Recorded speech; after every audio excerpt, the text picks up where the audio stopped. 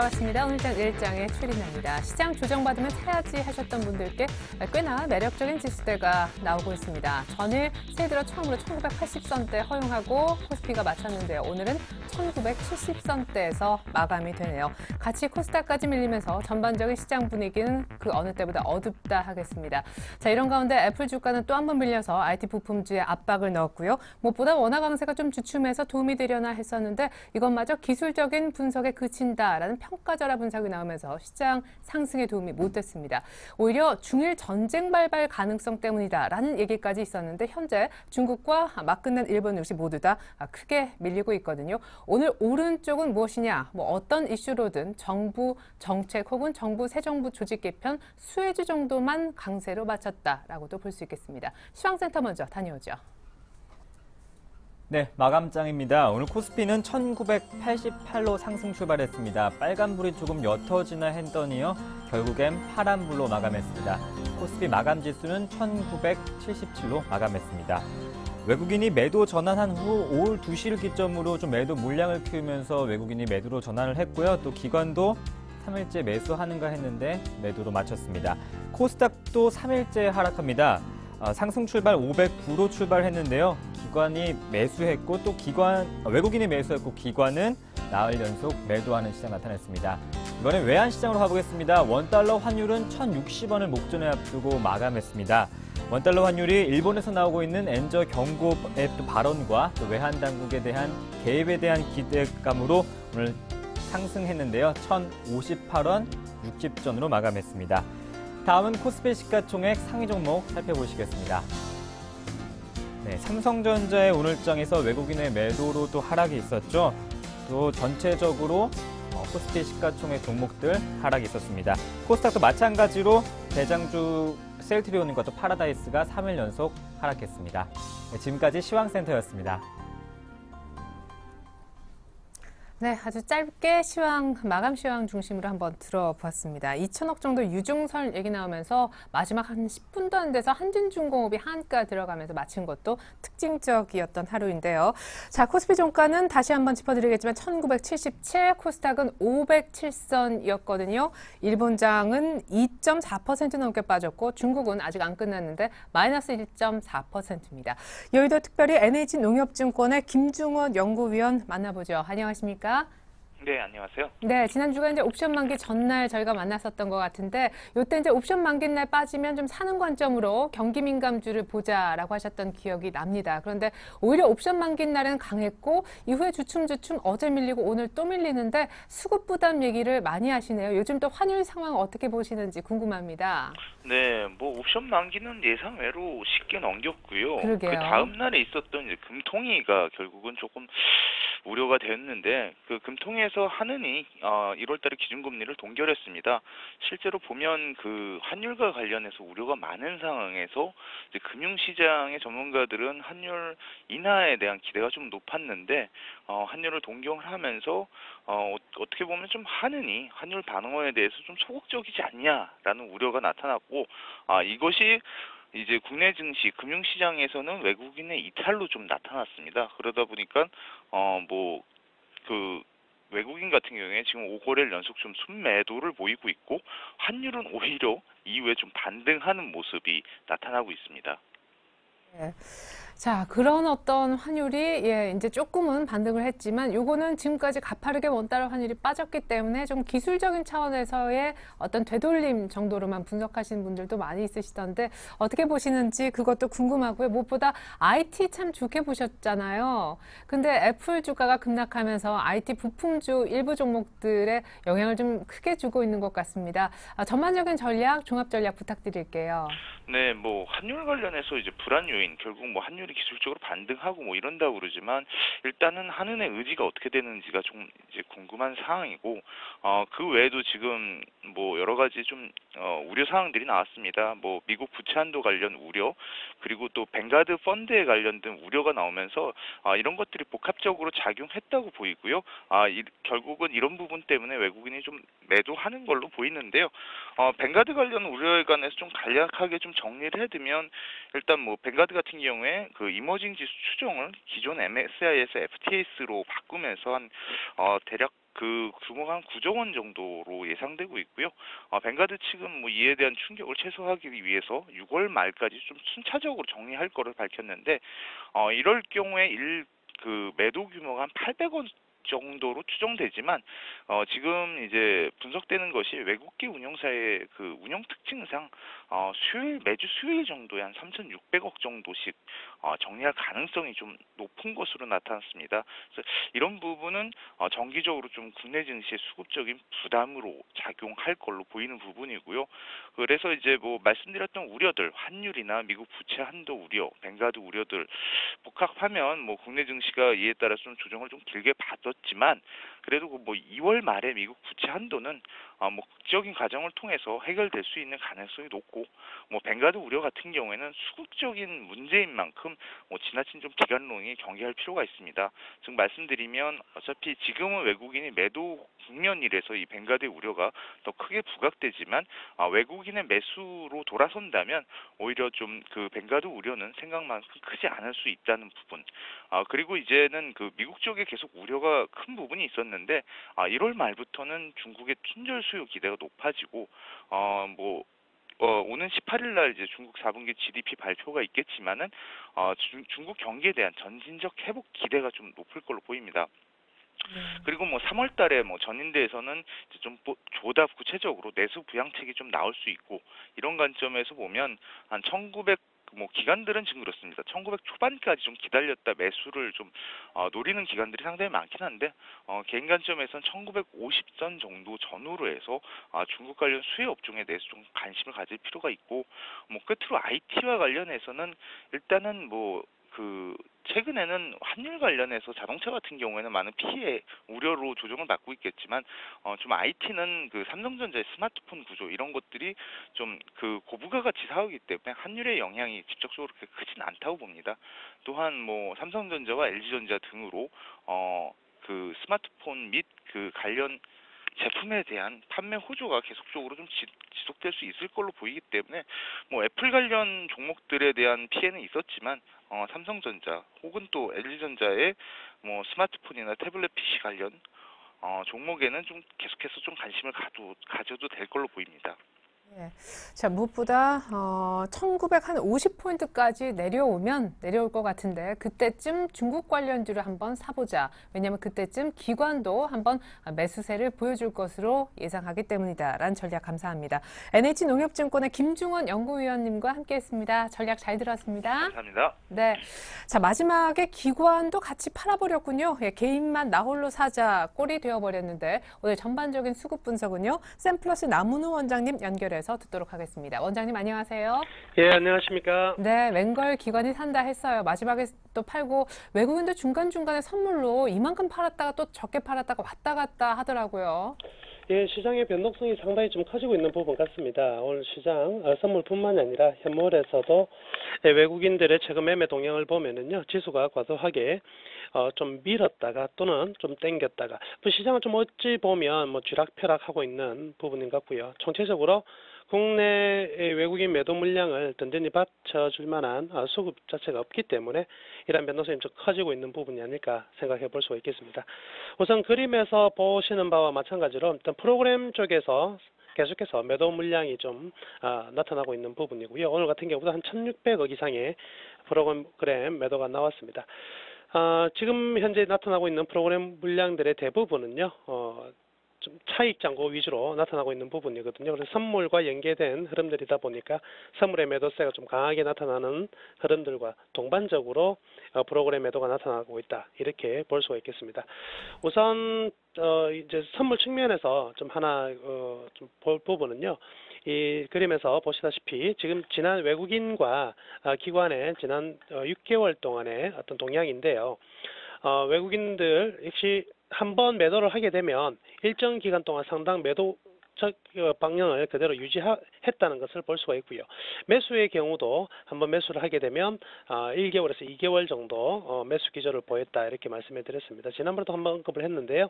그래서 지금 약 이제 매도가 시작된 부분이 한 보름 정도 된 부분이거든요. 좀 과도하게 매도가 많이 된 부분이기도 하지만 사실은 추가적인 매도는 기간적으로 보더라도 한 보름에서 한 1개월 정도 더 나타날 수 있다 이렇게 볼 수가 있겠습니다. 따라서 현재의 외국인들의 어떤 선물에서의 매도 그에 따른 차익 프로그램의 어떤 청산 부분은요 지금 완전히 끝이 났다 보기는 좀 힘들 것 같고요. 좀 더 이어질 가능성이 크다 이렇게 보겠습니다. 자, 오늘 같은 경우에 외국인들의 매매 종합들 1100계약 정도의 선물에서의 순매도가 나타났었고요. 그리고 현물에서는 930억, 기관은 288억 정도의 순매도를 보였습니다. 연기금이 오늘은요 한 260억 정도의 순매수를 보이면서 일단은 지수가 추가적으로 급락하는 부분에 대해서 좀 든든한 버팀목의 모습을 좀 보였긴 하지만은요 아직은 좀 시장의 심리가 굉장히 많이 위축된 부분이 있다 이렇게 볼 수가 있겠습니다. 최근 그 외국인들의 매도는요. 그렇게 많은 물량은 아니거든요. 오늘 같은 경우에도 뭐 거래소에서 한 930억 정도, 그리고 프로그램에서 한 1600억 정도 나왔지만은 지금 심리적으로 이제 뱅가드 펀드라든지 이렇게 위축된 부분에서 우려를 하고 있는 부분에서 매도가 나오기 때문에 사실은 심리적 충격이 굉장히 좀 크다 이렇게 볼 수가 있겠습니다. 그렇지만 이 뱅가드 펀드의 어떤 세부적인 내용들을 들여다보면은요, 단순히 어떤 펀더멘탈에 미치는 영향은 전혀 없는 상황이고요. 철저히 유동성에 미치는 영향, 그리고 결국 그 미국에서 지금 그 미국에서 자금이 한국 투자 자금이 빠져나갈 것이냐, 그거는 좀 아닌 것으로 충분히 지금 이해가 되고 있는 부분이거든요. 그렇기 때문에 무엇보다도 이제 그 브릭스 시장보다는 2011년 이후에 한국 시장의 수익률이 높았다는 점을 본다면 일단 미국의 모건 스탠리 캐피탈 인터내셔널을 추종하는 한국계 펀드로서의 자금 유입이 계속될 거라고 보니까요. 뱅가드 펀드에 대한 우려는 지나치게 할 필요는 없을 것으로 이렇게 판단을 하고 있습니다. 자, 업종별 흐름들을 보면은요, 오늘 같은 경우에는 일단 외국인과 기관의 매도는 좀 상반된 모습을 보였었는데요. 그렇지만은 전기전자 업종만큼은 같은 동반적 흐름들을 보였습니다. 그래서 전기전자 업종에서는 오늘 상당히 많은 물량을 서로 기관과 외국인들이 앞다투어 내놓는 모습을 볼 수가 있고요. 운송장비 업종 같은 경우에는 외국인들은 매도를 좀 했지만은요, 기관들 입장에서는 오늘 투신권을 중심으로 이제 매수세가 유입되는 흐름들이 나타났습니다. 외국인들이 별로 많이 매수한 업종들이 별로 없는 가운데 오늘은 그나마 철강금속과 유통업 정도는 매수에 나섰고요. 기관 같은 경우에는 이 금융업과 통신업 그리고 건설업 위주로 오늘 매수에 대응하는 모습들이 포착되었습니다. 최근에 또 기관들이 금융주 쪽도 관심을 갖네요. 오늘 특별히 건설주가 전반적으로 참 좋았다라는 평가를 받았는데 건설주를 포함한 오늘장 특징주 한 3가지 정도 소개받아 볼게요. 네, 알겠습니다. 우선 건설주 같은 경우에는요, 이 부동산 시장의 정상화를 위한 대통령직 인수위원회의 강한 의지가 이제 알려지면서 이 주택 사업 비중이 큰 건설자에 대해서 시장의 관심이 꽤 커지고 있다 이렇게 볼 수가 있겠습니다. 취득세 감면 연장 조치라든지 분양가 상한제 폐지라든지 다주택자 양도세 중과 폐지 그리고 재산세 감면 등의 추가 대책이 나타날 가능성이 굉장히 크고요. 그렇다고 본다면 전체적인 건설주 중에서 주택 관련 건설주도 대림산업과 현대산업개발 등의 종목들이 좀 탄력을 받을 수가 있을 가능성이 높은데요. 단순히 주택 관련된 건설주보다는요, 소형 건설주와 그리고 건설주 전반에 대한 심리적인 개선이 이루어진다 이렇게 볼 수가 있겠습니다. 그래서 주택 관련 건설주만 간다고 한다면 이 상대적인 어떤 그 가치 평가를 함에 있어서 다른 종목들의 어떤 그 저평가가 나올 수밖에 없기 때문에 전반적인 건설주의 상승이 같이 나온다 이렇게 볼 수 있겠고요. 오늘 같은 경우 현대건설 한 2%대 상승하면서 71,600원으로 그간 3일 연속 하락했던 부분에서 좀 반등이 나오고 있는 부분인데요. 건설주에 대해서는 향후 이제 정책에 대한 것, 그리고 몇 년 동안의 어떤 조정받았던 부분들, 그리고 이제 이미 기대치가 굉장히 낮아져 있다는 거죠. 낮은 기대치에 따른 어떤 그 가격 메리트 이런 부분 좀 부각될 가능성이 좀 크다 이렇게 생각이 들고요. 그렇다면은 건설주도 중장기적 관점에서는 상당히 좀 매력적인 구간에 들어와 있다 이렇게 말씀해 드리겠습니다. 두 번째는 CJ E&M을 들 수가 있겠는데요. 최근 이제 다 함께 차차차라는 게임이 또 선풍적인 인기를 끌었고요. 거기에 따라서 상당히 좀 기대감이 컸었는데요. 또 뭐 표절 시비가 좀 나왔습니다. 표절 시비가 나오면서 서비스 중단되는 것이 아닌가라는 우려도 있었는데요. 그래서 CJ E&M 쪽에서는 서비스 중단 없이 지속될 것이다. 라는 내용과 그리고 올해 40개 정도의 게임을 추가적으로 출시할 계획을 가지고 있다. 이런 내용들이 동반적으로 나오면서 다시 한번 기대치가 좀 커지고 있는 부분 같습니다. 오늘 한 5.9%까지 상승이 나왔고요. 여튼 기술적인 흐름들 그리고 외국인과 기관의 어떤 동반적인 매수세가 나오고 있는 부분이기 때문에 1차적인 저항이 될 수 있는 가격대, 즉 35,000원대까지는 일단 단기적인 상승을 좀 기대해 볼 수도 있을 것 같고요. 추가적인 강세가 나온다면 그 부분에 대해서는 좀 단기적인 급등이 좀 컸기 때문에 좀 조심스러운 접근도 필요하다 이렇게 말씀해 드리겠습니다. 그리고 마지막 종목은요, 대한과학을 들 수가 있겠습니다. 지금 미래창조과학부가 이제 신설되면서 일단 과학 관련들, 영인 프론티어라든지 그리고 대한과학 등의 종목들 오늘 급등하는 모습들 나타났었는데요. 아무래도 이제 과학에 대한 이 신정부에 대한 정책 기대가 굉장히 커지고 있는 부분에서 최근 12월 중순부터 7,000원에서 14,000원 정도니까요. 한 2배 정도 가격이 이제 상승한 부분이거든요. 기대치도 상당히 좀 좋은 것은 사실입니다만은 분명히 이제 감각적인 부분에서 어떤 그 기술 부분을 가지고 계신 분들 같은 경우는 즉 기술적인 접근을 통해서 매매가 가능하겠지만은요. 이미 시장에 좀 녹아 들어와 있는 부분에 대한 어떤 재료라고 볼 수가 있기 때문에 대한과학에 대한 일반인들의 어떤 접근은 좀 자제가 필요한 게 아닌가. 뿐만 아니라 오늘 같은 경우에도 그 여타 지금 안철수 관련주 안랩에서 있던 임원의 어떤 소프트 포럼으로 이선에 따른 소프트 포럼의 상한가 굉장히 좀 이런 테마성 흐름들은 계속해서 나타나고 있는 부분인데요. 일단 일반 개인 투자자분들 같은 경우에는 이런 감각적인 어떤 매매의 기술을 가지고 계시지 않으신 분들은 이들 종목에서 살짝 좀 빠져나와서 좀 펀더멘탈이 좀 우수한 종목 위주로 점진적인 길목 지키기 전략이 좀 더 나을 것 같습니다. 예. 자, 전반적으로 투자 대안까지 전략 주셨습니다. 현대건설은 중기 회복도 기대가 되고 CJ E&M은 35,000원까지도 일단 추가 상승 열어두셨습니다. 샘플러스 남은우 원장님의 수급과 특징주 분석이었습니다. 감사합니다. 네, 감사합니다.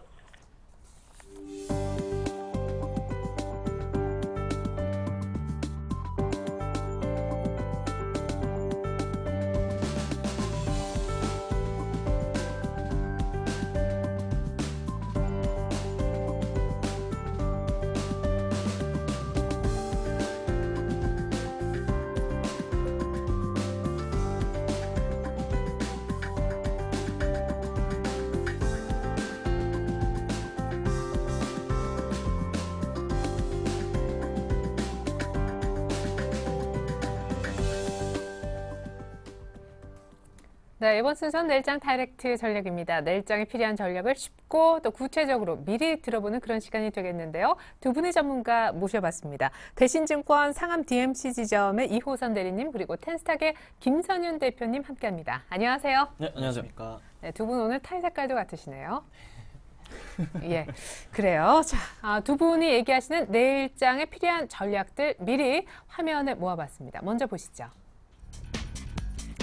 자, 내일장 전략, 내일 주식 사도 좋을지 코스피는 1970선대까지 내려오긴 했는데 말이죠. 종목 선정 기준을 특별히 최근에 갖고 계십니까? 그리고 어떤 종목을 한 종목 사볼까요? 이렇게 세 가지 질문을 역시 드렸더니 이호선 대리님의 답은 추세적 시장 상승의 모멘텀은 아직 충분치 않다라고 하시면서 코스닥 업종 내 사는데 개별 모멘텀이 있는 종목 한국 콜마를 준비하셨고요. 김선윤 대표님도 코스맥스 오늘 두 분의 마음도 많이 통하시는 것 같습니다. 전반적인 시장에는 악재가 많기 때문에 관망 자세가 조금 더 유리하겠고 시장이 불안하니까 내수주를 보자라시면서 코스맥스를 준비해 주신 것 같습니다. 네, 1970까지 왔으면 한번 올라가 봄직한데도 이호선 대리님은 이런 답변을 주셨네요. 시장의 추세적 상승을 아직 기대하기엔 모멘텀이 많이 부족하다. 오늘 1950까지도 열어둔다라는 애널리스트 분석도 있었습니다. 지금 일단은 바닥권으로 지금 고 있는데요. 이게 바닥권인지 아닌지는 확실치 않기 때문에 저는 추세적으로는 일단은 모멘텀이 없는 와중에 차트도 좀 많이 망가졌습니다. 종합지수 차트를 좀 보시면은 네. 1977포인트로 오늘 바닥이 됐는데요. 추세적으로 좀 바닥을 나타내줄 수 있는 1950이나 이 정도까지 내려가지 않을까 예상이 들고 있습니다. 수급을 간단하게 말씀을 드리면은 요새 최근에 그 외국인이 이제 1월 11일부터 계속 매도가 나오고 있는데요. 이것은 어떻게 보면 환율에 대해서 모멘텀이 약간 부족하기 때문이라고 말씀드릴 수 있을 것 같습니다. 지금 이제 어제 1,050원 정도로 이제 원달러 환율이 이제 마감이 됐고 오늘도 1,050원대에서 움직이고 있는데요. 어떻게 보면은 1,050원에서 크게 내리지 않고 만약에 반등을 하게 된다면은 외국인은 어떻게 보면은 가장 좋은 환차익 실현 욕구가 나오는 타이밍이란 말이죠. 그렇죠. 이럴 때는 이제 수급이 상당히 꼬일 수가 있습니다. 외국인 매도로 인해서 수급이 굉장히 꼬일 수 있기 때문에 대형주는 어느 정도 좀 피해야 되지 않나라는 생각을 하고 있습니다. 두 번째는 이제 미국에 대한 리스크가 아직도 부각이 되고 있다는 건데요. 단기적으로 미국 채무한도 증액 문제라든지 그다음에 연방준비제도의 양적 완화 조기 종료에 대한 여부 이것 때문에 시장은 굉장히 조금 혼란스러움이 나타나고 있고요. 네. 그리고 이제 애플 실적에 대해서 조금 말씀을 드려야 될 것 같은데요. 애플 실적 같은 경우에는 이번에 어닝 쇼크가 나올 수 있는 확률이 굉장히 많아졌고요. 이에 따라서 국내 IT에 대한 투자 심리가 위축이 될 것 같습니다. 애플이 다음 주 24일인가 그때 실적 네. 발표인 걸로 알고 있는데 그러면 어떻게? 이렇게 보면은 지금 IT 업종 중에서 애플에 이제 납품하는 업체들은 웬만해서 좀 피하셔야 될 것 같은데요. 네. 애플의 주요 이제 공급 업체가 대부분이 올해 영업이익 추정치를 낮춰잡았습니다. 매출액을 기준으로 봤을 때는 LG 디스플레이 같은 경우에는 기존에는 1조 한 3,400억 정도 잡았었는데 이제 애플이 이제 아무래도 실적이 안 좋아지다 보니까 1조 500억 정도로 3,000억 정도 낮춰잡았고요. LG 이노텍 같은 경우에는 2,420억 정도에서 2,210억 거의 한 뭐 20% 정도씩 이제 하향 조정을 했습니다. 그것뿐만이 아니고 이제 코스닥 개별 업종에서도 보시면은 인터플렉스라든지 실리코넉스도 매출에서 20% 정도의 하향 조정을 했는데요. 네. 이게 이제 설득력이 조금 있는 것이 4분기에 미국 시장에서의 아이폰의 성장률을 말씀드리겠습니다. 4분기에 미국 시장의 아이폰의 성장률이 이제 12% 정도 됐었는데요. 비아이폰, 즉 이제 안드로이드 기반의 폰들은 25% 정도, 그러니까 2배 이상의 성장을 했습니다. 문제는 이제 올해 1분기에 대한 수요 증가율인데요. 네. 아이폰 같은 경우에는 6% 상승하는데 그치고 삼성이나 LG 같이 이제 안드로이드 기반의 폰은 거의 2배 가까이 작년 대비해서 예상이 이제 그 수요가 이제 상승할 것으로 예상이 되고 있습니다. 즉 네. 이제 아이폰이 시장에서 많이 위축이 되고 그만큼의 수요를 이제 삼성전자라든지 LG전자, 안드로이드 폰이 이제 기반을 갖고 있는다는 건데요. 이렇게 되다 보면은 이쪽 관련된 업종들은 좀 피하셔야 되지 않나라고 생각하고 있습니다. 예. 그래요. 일단 애플 특별히 부품주이신 분들은 갖고 계신 분들은 그것이 이제 설사 중형주이라 할지라도 전반적으로 공급하는 그 주 고객처인 애플이 흔들리니까 좀 전체적으로 다시 한번 생각을 해 보셔야 될 것 같습니다. 제가 오늘 1부서부터 쭉 진행하는 동안 단 한 분도 단 한 분이 계시긴 했군요. 예, 트레이딩 매수 정도는 된다. 그분을 제외하고는 거의 다 보수적인 조금 부정적인 의견 나왔습니다. 자, 김선우 대표님은 주식 살까요? 하니까 아직은 그냥 봐야 될 때다. 악재가 너무 많다라고 하셨는데 어떤 그렇죠. 악재를 조금 얘기를 해주시긴 했는데. 그렇죠. 네. 제가 지난주에도 말씀드렸습니다. 코스피 1950 찍는다. 1950까지 갔다가 확인 필요하다고 말씀드렸는데 그게 지금 거의 일주일 만에 거의 또 현실화가 코앞에 닥쳐 있는 그 상황이기 때문에 지금 굉장히 좀 주의 깊게 보셔야 되는데 왜 그런 이제 코스피 지수가 빠지는지에 대한 이슈를 좀 말씀을 좀 드리고자 해요. 네. 자, 지금 뭐 이번 주 초부터 해서 서서히 또 나와지고 있는 것이 또 제2의 재정절벽 문제.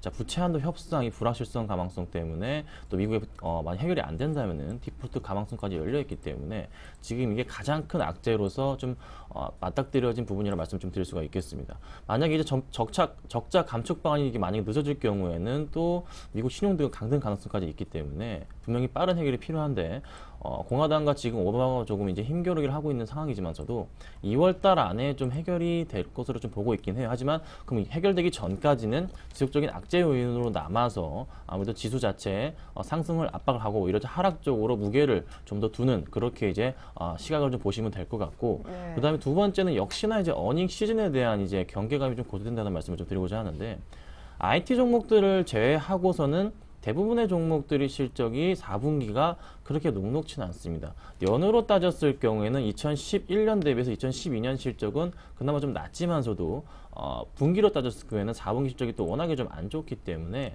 당연히 그 관련 종목들은 IT 종목을 제외하고서는 증시가 좀 단계적으로 상승 압력이 아닌 또 하방 쪽으로 굉장히 강하게 내려갈 가능성이 있다는 거죠.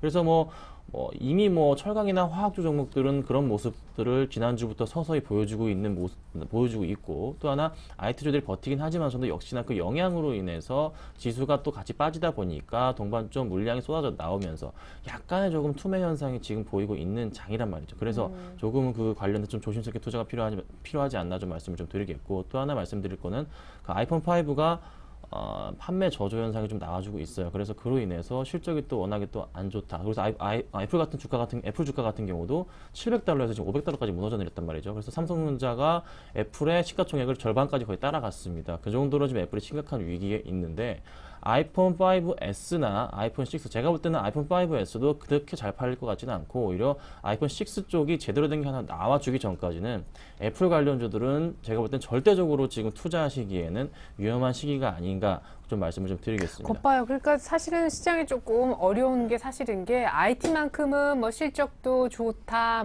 좀 안전하다 그랬었는데, IT는 중소형주든 대형주도 좀 괜찮아라는 의견이 좀 팽배해 있었다면은, 이게 아이폰 큰 그 애플이 흔들리니까 지금 네. 관련주가 우수수, 중형주도 다 이게 지금 어렵잖아요. 대형주로 말씀을 드리자면은 LG 디스플레이 같은 경우는 고점 36,000원, 37,000원에서 지금 27,000원까지 빠져버린 상태이고, 아예 이평선 61선, 120선 자체를 아예 무너뜨리고 내려간 상황. LG이노텍도 마찬가지로 심각한 상황이고, 네. 그나마 조금 기대가 되는 게, 그나마 LG전자가 그래도 옵티머스 시리즈의 판매가 그나마 조금 보이기 때문에 1, 2분기를 기대해서 좀 지켜볼만 하지만, 저도 역시나 영향권에 있기 때문에 주가 역시 하락을 하고 있단 말이죠. 그래서 이런 종목들 대부분 애플 관련주들은 절대적으로 당분간의 이 4분기 실적이 나쁘진 않을 수도 있어요. 하지만 저도 기대 심리가 워낙에 지금 1분기가 악화될 것으로 예측이 나와주고 있기 때문에 실적이 안 좋을 가능성도 높습니다. 1분기까지도 확인해봐야 될 필요가 있고 2분기까지도 기다려야 될 가능성이 높습니다. 그래서 오히려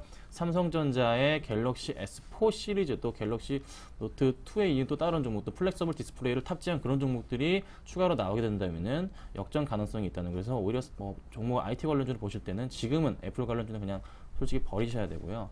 삼성 관련주들로 좀 편입을 하시라 좀 말씀 좀 드리겠고, 자, 그 다음에 좀 말씀드릴 거는 뱅가드 벤치마크 변경이 있죠. 자, 이게 매주 해서 한 3천억 이상의 물량이 쏟아져 나옵니다. 그래서 네. 매주 그 정도 평균적으로 나오게 되는데, 이미 어제 같은 경우랑 오늘 같은 경우도 마찬가지인 것 같아요. 어제 삼성전자 같은 경우가 한 900억 가까이, 한 1000억 가까이 물량이 좀 나와준 것 같고, 오늘도 어느 정도 물량이 쏟아져 나온 것으로 판단이 되고 있습니다. 그 뱅가드 쪽에서 가지고 있는 삼성전자 물량 자체가 2조가 넘기 때문에 그 물량 자체 서서히 나올 가능성, 꾸준하게 나온다는 말씀을 좀 드리겠고, 네. 그다음에 하이닉스도 어느 정도 좀 포함이 되어 있다. 그래서 대부분의 시가총액 상위 종목들의 물량 자체를 뱅가드가 보유하고 있기 때문에 그 관련 종목들을 좀 조심스럽게 봐야 되지 않을까 좀 말씀을 좀 드리겠고요. 그다음에 지표들이 또 녹록치는 않습니다. 지표들 자체가 또 굉장히 좀 엇갈리게 나와주고 있습니다. 소매 판매 지수 같은 경우도 전달보다 0.5% 상승하긴 했지만서도 생산자 물가 지수 같은 경우, 미국의 생산자 물가 지수 같은 경우에는 좀 하락하는 경향. 그래서 전반적인 지표들 자체도 엇갈린 그런 흐름이기 때문에 1월달과 2월달에 나와주는 지표들 자체를 조심스럽게 파악할 필요가 있습니다. 그러면은 장이 언제까지 무조건 이렇게 하락하는 그런 얘기만 드리냐, 그건 아니고, 어닝 시즌이 완벽하게 끝난 이후에 중국의 모멘텀을 가지고서 한 2월 말부터나 3월부터는 좀 가파르게 상승할 수 있는 장이 1, 2분기에 대한 그 기대감을 가지고 올 수가 있다는 거죠. 그럼 그 관련주들은 IT 종목들뿐만이 아니라 이제 철강 화학주 중국적 모멘텀을 강하게 가진 종목들이 오히려 상승 가능성이 있기 때문에 1분기까지, 그러니까 1월 달에서 2월 달까지는 IT 관련주들이 그나마 투자하시기에는 투자 대안이 될 것이고, 그 이후부터는 철강 화학주들이 좀 대안이 되지 않을까 좀 이렇게 말씀드리겠습니다. 예. 자, 그렇다면 종목 선정을 어떻게 해야 될지 궁금합니다. 이러이러한 악재가 이만큼 지금 시장에 쌓여있다는 얘기를 지금껏 들어왔었는데요. 사실상 좀 우울한 부분은 IT가 유일한 대안인 줄 알았지만 IT 내에서도 되는 종목과 안 되는 종목의 또 다른 차별화가 지금 진행되고 있기 때문입니다. 자, 이호선 대리님의 최근 네. 종목 고르는 기준, 이런 종목 정도는 내가 괜찮은 것으로 보고 있다. 계속 지금 저는 일단 대형주는 피해야 된다고 말씀을 계속 드렸었는데요. 예. 네. 아직까지도 같은 의견입니다. 일단 코스닥 업종 내로 매수를 하시는 게 좋을 것 같고요. 왜 그러냐면은 이제 새 정부에 대한 정책 모멘텀 그리고 중소형주 강세장이 아무래도 계속 나오지 않을까 예상이 되고 있습니다. 뭐 예를 들어서 그런데도 이제 개별적으로 상승 모멘텀이 따로 있기 때문에 대형주를 좀 피해라고 말씀을 드렸는데요. 아까 이제 말씀해 주셨지만 삼성전자향 IT 부품주는 계속 관심을 갖고 한번 매매를 해보시면 좋을 것 같습니다. 자화전자라든지 일진 디스플레이, 플렉스컴 같은 경우에는 삼성전자발 이제 향으로 이제 IT 업종인데요. 이런 업종들은 이제 올해 실적이 굉장히 이제 개선이 되기 때문에 관심을 가지시면 좋을 것 같고 국내랑 그다음에 중국 내수 관련 업종은 이제 꾸준히 관심을 가지셔야 됩니다. 특히 중국 내수 업종은 지금 저희가 시장에서 기댈 수 있는 부분은 중국 시장 정도밖에 없기 때문에 이쪽으로 한번 관심을 가지셔야 되고 꾸준히 말씀드리지만 1분기에 굉장히 그 제약 회사들이 이제 재평가를 받는 시기이기 때문에 제약 업종에도 관심을 가지셔야 되는데요. 어제 뉴스를 조금 말씀드리면은 네. 그 정부 조직 개편안에서 일단은 식약청이 의약품 안전처로 이제 네. 변경이 됐는데 처로 올라갔더라고요. 네, 그렇습니다. 이게 이제 일단은 격상이 됐다고 말씀드릴 수가 있겠습니다. 이제 이렇게 될 경우에는 이제 모든 이제 왜 그러냐면은 그 박근혜 당선자의 의견이 이제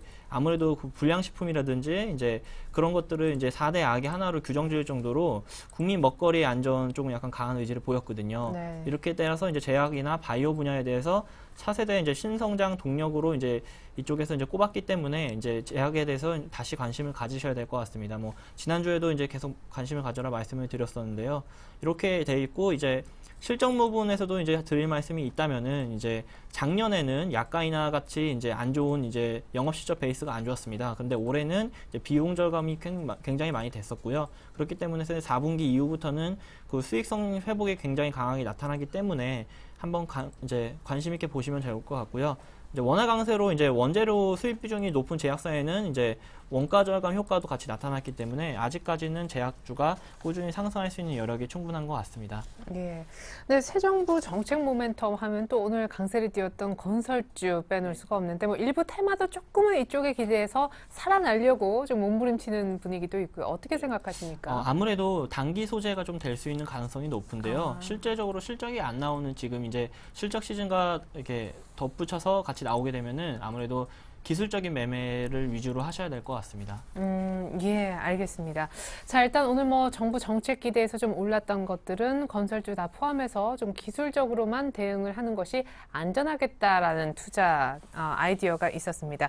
자, 우리 이호선 대리님을 만났는데 관심 종목 5선 듣지 않을 수가 없죠. 매주 수요일에 출연하셔서 나름대로 기준도 얘기해 주시고 지켜보는 관심주를 5개 정도 매주 공개를 해주고 계십니다. 오늘 네. 또 뭐 새로운 어떤 추가 관심주가 있으신지 약간 변경이 됐나요? 약간 변경은 이제 조금씩은 됐는데요. 네. 일단 간단하게 말씀드리면은 그 골프존 같은 경우에는 차트가 지금 상황에서 꺾이지가 전혀 않았습니다. 이것은 이제 실적이 좋기 때문에 꾸준히 관심을 좀 가지셨으면 좋겠는데요. 뭐 말씀드렸지만 실적이 이제 작년 대비해서 이번 실적은 한 연간으로 봤을 때는 66% 정도 상승하기 때문에 아무래도 높은 성장성을 이어나갈 것으로 예상이 되고요. 그러니까 지난주에 말씀드렸던 DPC가 가격이 좀 빠졌는데 아무래도 이제 한번 이제 고점에서 매도 물량이 살짝 나온 것 같습니다. 하지만 올해 내내 제가 볼 때는 이제 정부의 어떤 수혜주라든지 그다음에 정책 수혜주의 이제 가장 큰 모멘텀을 받을 회사이기 때문에 꾸준히 관심을 가지시면 좋을 것 같고요. DPC는 꽤 괜찮은 가격까지 내려온 것 같네요. 네, 차트 보면서 제가 얘기 볼- 잠깐. 예. DPC 같은 경우에는 최근에 주가가 조금 굉장히 상승을 하다가 최근에 뭐 한 일주일 사이에 이제 굉장히 많이 빠졌습니다. 한 10% 네. 가까이 빠졌는데요.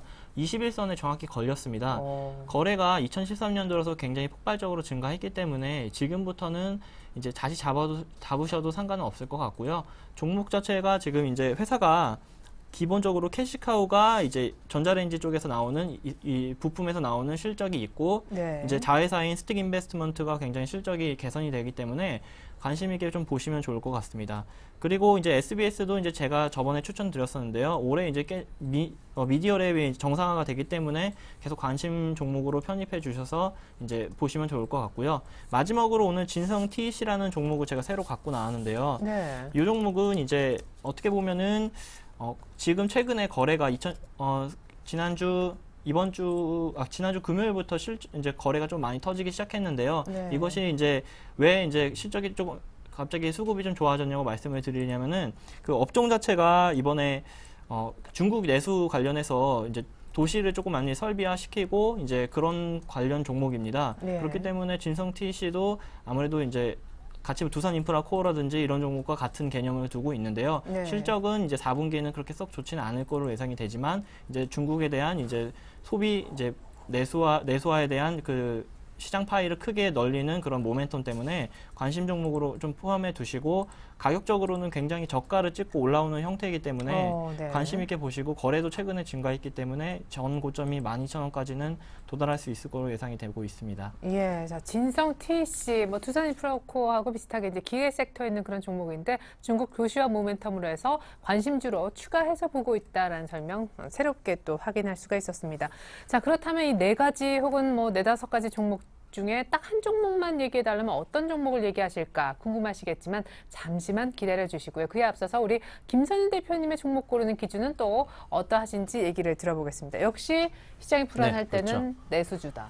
내수주밖에 없는 것 같습니다. 예, 사실 최근에- 내수주 네. 사신 분들은 네. 진짜 그냥 뭐 별로 그렇게 시장 안 쓰시고 마음 편하게 매매하셨을 것 같아요. 그렇습니다. 제가 증권사 지원자님들을 최근에 많이 만나봤는데 다들 얘기하시는 종목들이 이제 내수주밖에 없다. 내수주 최근에 갖고 계신 종목들 얘기를 하셔보면은 다 내수주였습니다. 대부분 내수주들을 좀 집중해서 매수를 하시고 계신데 지금 상황이 그렇습니다. 지금 지수가 하방 압력이 워낙에 지금 커진 상황이기 때문에 어쩔 수 없이 코스피 자체가 1950포인트 얘기가 나올 수밖에 없는 상황이 지금 만들어진 상황이거든요. 아까 말씀드렸다시피 악재들이 지금 또다시 널려 있는 상황입니다. 12월 달처럼 그런 경향이 지금 워낙에 강하기 때문에 좀 열어둬야 되는데 오히려 이렇게 보시는 관점도 있을 것 같아요. 2000포인트 아래에서는 매수 포지션을 가지고서 대응해야 된다 이런 관점이 있을 것 같은데 저는 오히려 한 1950포인트 부근까지 내려온다면 그때 조금 매수 관점으로 대응해야 되지 않을까. 최근 들어서 연기금이 뭐 4일 연속 매수가 들어오고 있긴 하지만서도 크게 강하진 않습니다. 하지만 그래도 연기금이 어느 정도 지수 방어를 하고 있는 모습. 그렇지만 외국인들과 기관들은 그래도 매도가 조금씩 강하게 나오고 있는 흐름이기 때문에 당분간의 이 하방 압력은 계속적으로 좀 커질 수 있을 것으로 판단이 되고 있습니다. 자, 그러면은 아까도 말씀드렸는데 어닝 시즌을 맞이해서 이제 실적 불안주는 무조건 이제 피해야 되는데 실적이 2월 중순까지 계속적으로 나와주기 때문에 2월까지는 이 장세가 계속적으로 불안하게 연출될 가능성이 높습니다. 그 실적 시즌이 끝난 이후에 1분기 끝나자마자 바로 나오는 그런 보고서 뉴스들이 1분기에 대한 그 실적 기대감, 2분기, 근데 올해 예측치 보고서들이 굉장히 많이 나오거든요. 그 관련 보고서 쏟아져 나오면서 당연히 주가 자체는 당연히 천천히 다시 한번 위로 올라갈 수 있는 그 탄력을 보여줄 수 있을 것 같아요. 그래서 지금은 오히려 1월과 2월 중순 정도까지는 실적이 좋은 그 내수주들을 좀 접근하시는 게 좀 가장 바람직한 투자 대안이 되지 않을까 보여집니다. 그래서 무조건 그 국내 내수주보다는 중국의 모멘텀을 좀 가진 그런 좀 내수주들을 좀 말씀을 좀 드리겠는데 먼저 그 전에 아까도 LG 애플 관련주들을 좀 말씀드렸습니다. 그래서 애플 관련주들에서 뭐 LG 디스플레이나 LG 이노스나 LG 이노텍이나 실리콘웍스, 인터플렉스 이런 종목들은 절대적으로 접근을 하시면 안 되는 종목으로 말씀을 드렸고 오히려 삼성 관련주들이 오늘 크게 오르진 않았지만서도 그래도 봉화권에서 머물러 줬고 그리고 애플 관련주들은 오히려 큰 폭의 하락폭을 보여줍니다. 그래서 애플과 조금이나마 관련 있는 종목들은 전부 다 크게 지금 하락하고 있는 실정이기 때문에 이 당분간의 하락 추세가 꾸준하게 이어질 가능성이 높다는 거죠. 그러면은 IT 관련주 중에서는 애플 관련주를 제외한 삼성전자나 그다음에 LG전자는 오히려 조금은 매수 기회라고 좀 볼 수 있다 말씀을 좀 드리겠고 그럼 이제 IT 관련주들 중에서는 정리가 됐죠. 삼성전자와 그 LG전자, 애플이 아니고 LG전자 옵티머스 시리즈를 가지고 있는 LG전자 부분에 있어서 조금이나 긍정적인 시각을 가지시고 그 전에 먼저 내수주를 조금은 관심 있게 보시라고 좀 말씀을 드리고 싶어요. 네, 그러면 저는 궁금합니다. 코스닥은 500선 밑에서 사면은 분명히 이게 기본 한 530까지는 갈 거다라고 하셨었는데 최근에 조금 주춤하단 말이에요. 코스닥은 그렇죠. 어떻게 되는 네. 겁니까? 그렇죠. 코스닥이 최근에 약간 좀 주춤한 흐름을 보여주고 있습니다. 지금 한 515포인트 정도까지 올라가 주다가 최근에 지금 단기적으로 빠진 흐름인데 아직 괜찮습니다. 너무 많이 조금 단기 급등한 모습이 좀 보여줬기 때문에 약간 좀 쉬어가는 추세. 제가 항상 좀 강조드리면서 말씀드리는 부분을 한 번 더 좀 체크를 짧게 해드리자면은 제가 항상 강조드리죠. 500포인트, 450포인트에서 500포인트 아래에서 500포인트 딱 가운데 라인을 잡고 설명을 드리자면은 항상 3개월 안에는 500포인트 아래에서 500포인트 위로 지금 항상 슈팅하는 모습을 보여줬고 500포인트 위로 갔을 때는 여지없이 90% 이상 평균적으로 도달하는 가격이 바로 530포인트까지는 항상 도달을 했었다. 그래서 네. 이번도 마찬가지로 약간 등락폭을 거듭하더라도 충분히 530포인트까지는 도달한다고 보고 있습니다. 지금 최근에 나오는 보고서들이 또 이번에는 550포인트 도달한다, 뚫고 간다, 이 가망성이 강한 보고서 나오기 때문에 큰 걱정 없이 코스닥 관련주들 좀 보유하신다면은 홀딩하시는 전략으로 대응하시는 게 바람직하지 않을까 보여집니다. 네, 최근에 대선 테마주 일부가 다시 살아나고 있거든요. 의외로 이제 박근혜 전 당선인 관련 테마주가 좀 조용하니까 네, 안철수 그렇죠. 전 후보의 테마가 그렇죠. 한 말씀. 안철수 후보가 이제 후보가 아니죠, 이제 안철수 전 후보. 전 후보신데. 예.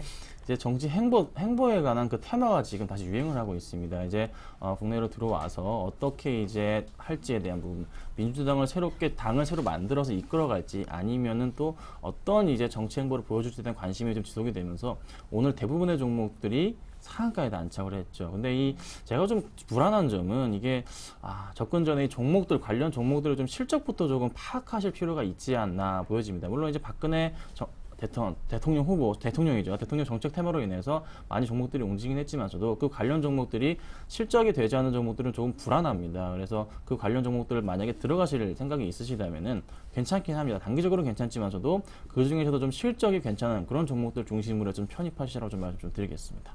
네, 지금 내수주 가운데서도 실적이 돼야 된다고 실적을 언제나 베이스로 얘기해 주시는 김선인 대표님의 종목 선정 기준 감사합니다.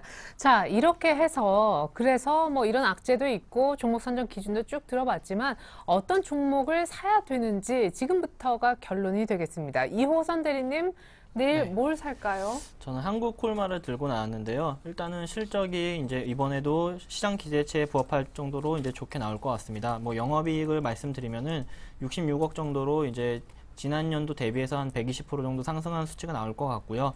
이제 화장품이라든지 제약사업부가 있는데 둘 다 이제 매출이 이제 전년 대비해서 16% 정도 증가한 그렇게 좋은 이제 상승세를 꾸준히 보여줄 것 같습니다. 그리고 이제 북형 콜마에 대해서 말씀을 드려야 될 것 같은데요. 지난해 매출을 이제 100억 정도를 돌파한 것으로 예상이 되고 있고요.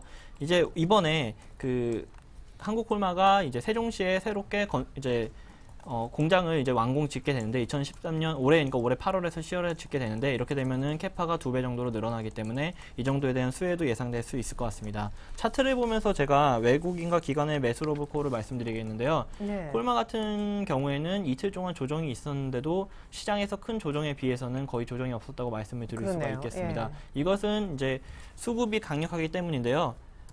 최근에 그 개인들은 이제 한국 콜마를 매도하고 이제 많이 빠진 종목을 사지만 오히려 외국인이라든지 기관, 꾸준히 특히 기관에서도 연기금이 꾸준히 한국 콜마를 잡아주고 있기 때문에 외국인과 기관이 이제 러브콜을 보내고 있는 상황입니다. 이런 시장에서는 지금 내수주가 이제 활기치고 있는 시장에서는 한국 콜마 같은 종목을 매수하시면은 장 비해서 충분히 수익이 나지 않을까라고 생각을 하고 있습니다. 예, 그러면 실적도 좋은 거죠? 실적도 가보기엔. 충분히 이제 시장 기대치보다 이제 잘 나올 걸로 예상이 되고 있고요. 예, 그럼 마지막으로 가격 좀 잡아주세요. 예, 가격은 오늘 이제 제가 매수 가격을 오늘 종가가 그 3만 1,000원이었는데 3만 1,000원 부근에서 매수를 하시면 될 것 같고요. 목표가는 전 고점 근처인 32,500원 그리고 손절가는 3만 원 정도로 잡아주시면 될 것 같습니다. 네, 한국 콜마 얘기를 들어보았습니다. 참, 두 분 오늘 마음이 정말 잘 맞으시는 것 같은데 김선현 대표님은 코스맥스를 두 분 뭐 상의하신 거 아니시죠?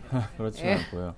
자, 코스맥스가 이게 한국 콜마랑 거의 좀 쌍둥이 같은 그런 그러게요. 업체예요. 서로 예. 또 경쟁 상대에 있으면서도 동반 성장하고 있는 지금 그런 이제 업체 중에 하나인데 똑같이 또 중국 쪽에 이제 대부분의 이제 매출이 좀 많이 늘어나주면서 기대감이 굉장히 큰 종목 중에 하나입니다. 그래서 코스맥스도 굳이 이제 중국 이야기는 이제 한국 콜마 쪽에서 생각하시고 얘기를 해주셨기 때문에 얘기는 안 드리고 말씀을 좀 드리자면은 역시나 실적이 괜찮습니다. 그리고 또 하나 중요하게 보셔야 될 게 일단 4분기 실적이 꾸준하게 상승하고 있다는 거, 또 하나 홈쇼핑 채널 확보로 인해서 신규 매출이 꾸준하게 또 증가가 예상되는 부분이 있어요. 그래서 4분기에 이어서 1, 2분기에도 꾸준하게 중국 관련 화장품주들은 상장할 가능성이 높을 것으로 판단이 됩니다. 그래서 뭐 굳이 코스맥스가 아니더라도 한국콜마 요 관련 중국 관련주들 중에서 화장품들은 굉장히 눈여겨보셔야 되는데, 자, 코스맥스 차트를 보면서 좀 말씀을 좀 드리자면은 콜마랑 비슷한 차트의 움직임을 보여줍니다. 하지만 좀 포인트를 잡아드려야 할 부분이, 일단 60일선 아래 부분까지 깨졌던 차트 흐름 자체가 다시 한번 서서히 최근 들어서 반등을 다시 한번 시도하고 있고, 60일선 라인 자체를 지금 뚫을 준비를 하고 있는 그 첫 단추이기 때문에 굉장히 중요한 매수 포인트가 좀 생겼다고 말씀을 좀 드리겠습니다. 자, 최근 들어서 기관들이 뭐 오늘은 소폭 팔진했지만서도 꾸준하게 매수가 지금 들어오고 있는 부분 포착이 되고 있고, 또 하나 차트성으로도 충분히 말씀을 좀 드린다면은 그 전 고점 라인 부분인 뭐 54,000원은 아니더라도 일단 1차적으로 5만 원 정도까지는 무조건 도달 가능한 가격. 지금 시장이 불안합니다. 불안하면 항상 뜨는 종목들이 뭐 음식료 업종, 유통업종 이런 종목들이고, 또 하나 화장품 관련주들도 뜨기 때문에 이 관련주들이 다시 한번 안정적인 실적이 뒷받침되면서 주가를 상승시킬 가능성이 높습니다. 그래서 코스맥스 같은 경우는 내일 시초가에 좀 매수하시거나 아니면 45,000원 정도 매수하시고 한 5만 원 정도까지 홀딩하시면서 가져가신다면 좋은 성적이 나오지 않을까 좀 보여집니다. 네. 자, 그렇다면 우리 김선윤 대표님부터 지난주 추천주 AS 짧게 한번 받아보고자 하는데, 왜 그런한테 네. 재추천했는데 이번 주에는 좀. 그렇죠. 제가 그때 말씀드렸던 게 5,500원을 깨면은 무조건 손절하고 말씀을 좀 드렸어요. 네. 그 이유 중에 하나가 지금 가을 투자 자문 쪽에서 물량을 상당히 많이 가지고 있습니다. 이제 가을 투자 자문이 지금 좀 조사를 좀 받을 것 같아요. 그래서 그 영향으로 인해서 주가가 좀 빠진 이유 중에 하나인데, 지금 현재가 굉장히 매력적인 거는 사실입니다. 워낙에 실적이 좋기 때문이에요. 그래서 일단 5,500원에 손절 들어가신 분들은 손절하시면 되고, 오히려 좀 코스맥스 쪽으로 갈아타시라고 말씀드리겠습니다. 네, 5,500원에 손절하셨다면 코스맥스 한번 교체 매매 의견이 나왔습니다. 이호선 대리님의 AP 시스템 얘기도 한번 들어보죠. 사실 5% 네. 급등하는 날 추천하셨는데 그 다음날 고스란히 조금 되돌려졌어요. 네, 지금 일단은 가격이 조금 올랐다가 다시 내려오는 형국인데요. 지금 8,170원에 오늘 종가가 끝났는데, 올해 삼성전자 아몰레드 관련주는 꾸준히 이제 실적이 좋아지기 때문에 이제 걱정 안 하시고 꾸준히 매수를 하셔도 괜찮을 것 같습니다. 네, 그럼 손절가 변경도 없나요? 네, 손절가 변경은 조금 더 내려서 7,500원 부근까지도 한번 내려서 보시면 좋을 것 같고요. 그때까지는 꾸준히 매수하셔도 괜찮을 것 같습니다. 네, AP 시스템 지난주에는 한 8,000원 정도 손절가 놓고 매매하자 했는데 7,500원으로 약간 내려서 여유 있게 잡아주셨습니다. 자, 이렇게 해서 두 분의 내일장을 위한 다이렉트 전략 총 집합을 시켜서 다시 한번 화면상으로 띄워 보여드립니다. 함께 보시죠.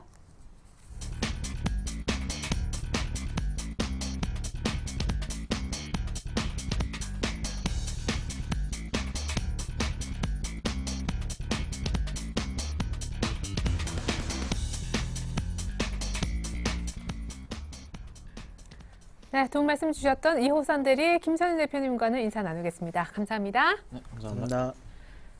네, 저희가 준비한 소식 여기까지네요. 이상으로 오늘장 내장 2부 마칩니다. 시청해주신 여러분 고맙습니다.